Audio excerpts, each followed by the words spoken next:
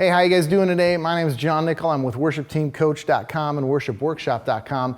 And several years ago, as a worship leader and a worship pastor, I discovered the power of a pad. Now, let me explain, because it's an arranging thing. And there's really 5 parts to a good arrangement. There's the foundation, the rhythm, the lead, the fill, and then there's this thing called the constant or the pad.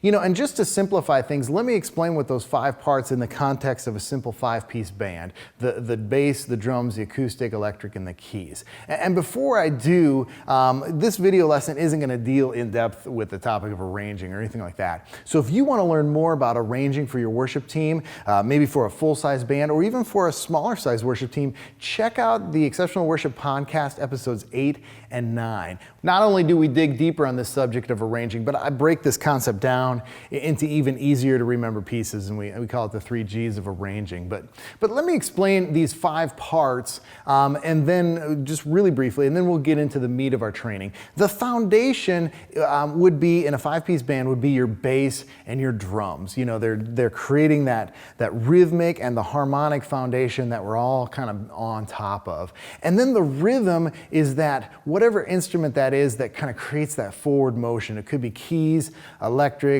acoustic guitar, something like that, but it's just kind of creating that forward motion. And then you have the lead, and the lead is basically the lead singer, or it's a solo during an instrumental part. And then we have these things called fills, and those aren't all over the place, but they're just in spaces where, you know, there's a break in the melody, or there's an instrumental break or something like that, and there's just little things like that. And then there's this subtle glue that holds everything together, and that's what we're going to talk about. We're going to talk about the pad today. And the measure of a good pad in a song is not so much that people notice it when it's there, but they notice it when it's gone. And so a pad can be like a keyboard, you know, holding sustaining notes on like a B3 patch, like an organ patch, or maybe a warm pad sound, or some sort of string patch. And then the electric guitar can also make ambient sounds and produce a pad as well. But if you don't have any of those instruments, or they're tied up covering other parts, you should consider using a pad loop. Pad loops are simply recordings of a pad sound that you can play along with your band. And when you first hear them and start working with them, it's like, that's like magic, you know? And because they just work. But essentially what you do is you choose a loop in the key that you're going to be in with the song, and as long as you don't venture out of that key, that pad just works. You're golden. So let me go ahead and set up a simple pad and acoustic guitar band to demonstrate this stuff. So we'll see you in a second. All right, so here is the setup for using a pad in worship. This is kind of the most basic setup you could do, and this is where my church started using them. Basically, we have the player, and this is simply my phone. And back then it was I think it was an old iPod, and we just had set up an iTunes playlist with all the different pad loops that we were going to be using, and so we just had the different keys laid out in order, and somebody would just go, okay, next song, bam, we'd hit that. And so that's what you need for a player, or you could use a computer as well if you wanted to. And what we do is we have this running from an 1/8" stereo into a splitter. So it's the RCAs, and then it runs into what it basically does is takes these RCAs and brings it down to a 1/4 inch. But this is this is not stereo, this is mono. So it just kind of brings it mono, because our system isn't mono, so we just put all our pads as mono. So that goes from the player into a direct box, and then we have the mic cabled running to the stage box. So that's how that would set up. Make sure I get this put in there correctly. Plug that back in. So that's the setup. Now, like I said, we've got our playlist set up in iTunes. You can use any music player that works for you. You could probably use Dropbox even as well. And nowadays, I am only using a company called Core Sound. I'm using their pad loops. A guy I know named Mike Graff, he's put these together, and they sound great. I've used some other ones before, and they were okay, but Mike has some great stuff over at Core Sound. So at the end, I'm going to tell you about where you can get some free samples and even get a deal on his whole big pack, which I have. So it's really good. But let me go ahead. I'm going to actually set up with a guitar now and demonstrate. All right, so we're all set up. We got the guitar plugged in. We got the pad loop ready. And let's just say we're going to do Great Are You, Lord, in the key of G. And let me just demonstrate what it sounds like without the pad in there. So, just here's just the guitar. You bring life. You are love. You delight to da-da.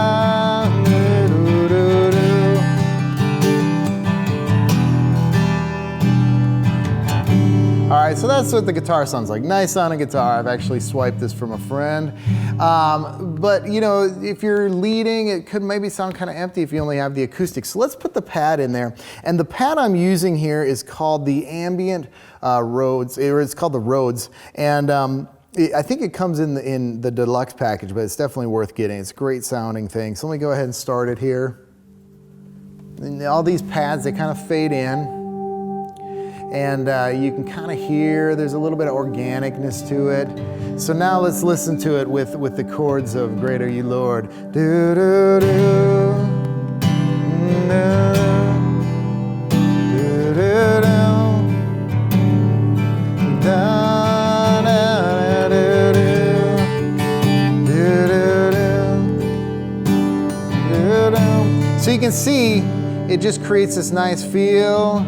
And maybe we just want a time just to hang. And so I just kind of hang on the 4 chord and it's still working. And I just can talk and maybe encourage people, call them to respond or something like that. So that's what these pads do. If it's playing from a keyboard or an electric guitar, or you're using the pad loops like this, they let you have a little space. They don't take over or anything, but they just create a nice background. All right, let me go ahead and show you a couple other different sounds here. So that's again the Ambient Rode pad. Let's do one in B flat. This one is called the Rich Sparkle, and it's in B flat. So we'll go ahead and hit that, let it come in. All right. And maybe it's more of a mid-tempo tune like Vertical Church's Exalted Overall. Do do do do do set your heart. See how that just adds to it? Da, da, da, da, do, do, do, do. One name is higher. One name is higher. Do, do, do, do, do. Yeah, so you can hear that. All right, so let me give you a different one that maybe have a little bit different sound. This one's, maybe that's a little too bright for what you're doing. You want something warmer. So let's take this one. This one's also in B flat. So we hear that, definitely a different sound, a little more mellow. It's just kind of that nice warm pad. One name is higher. One name is, see how it just fills that out? I'm barely doing much on the guitar, but it just kind of adds a lot more. And if you want to get really fancy, you can have you can put a volume pedal in between here and actually, raise and lower the volume depending on the loudness of the song or the dynamics of the song. Plus, you could also, we did a lot. We put a pedal in the middle here. We simply just, put a volume pedal in there, so you just need an extra 1/4 inch to get from the pedal to the DI there. And what we did though is we still have it set up this way. We're using it a little bit differently now, but that way we can fade out these pads, start the next track, and then fade it in. All right, so let me give you one more demonstration. And this one's an organ drone, so it kind of has that B3 kind of sound. And it's in the key of D. And my favorite upbeat song right now is Open Up the Heavens from Vertical Church. But you hear that kind of come in, you can kind of even hear that grind of the organ, the Leslie. Do, do,